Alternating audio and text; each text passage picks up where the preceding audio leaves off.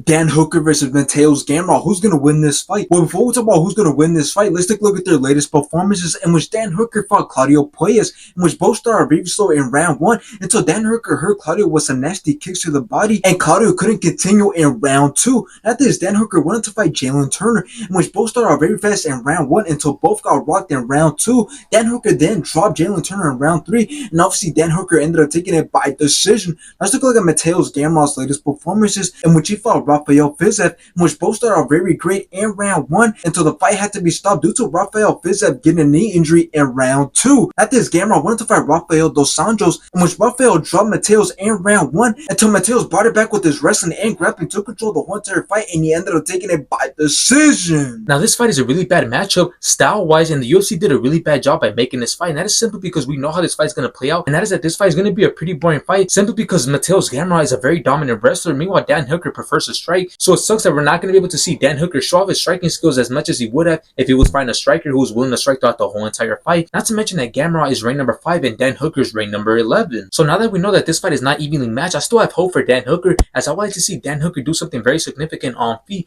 Maybe if he can keep his range and touch up Gamrot and hopefully land something significant on Gamrot, then he might have some good success in this fight. But here's the thing, even if he lands something significant, I do believe that he needs to finish Gamrot, because if Gamrot is able to survive, he's going to shoot for a takedown, and from then on, I see him controlling the whole entire fight. And yes, I do see him winning the fight in that sense, which yes, it may be boring, but it works. So in the end, I do got Mateusz Gamrot winning this fight, and if he does end up winning this fight, I still believe that he gains no credibility since Dan Hooker is ranked lower than him, on top of the fact that we all knew style-wise Dan Hooker wasn't going to stand a chance. So if Gamrot wants to make an impression, he needs to finish the same way Dan Hooker needs to finish.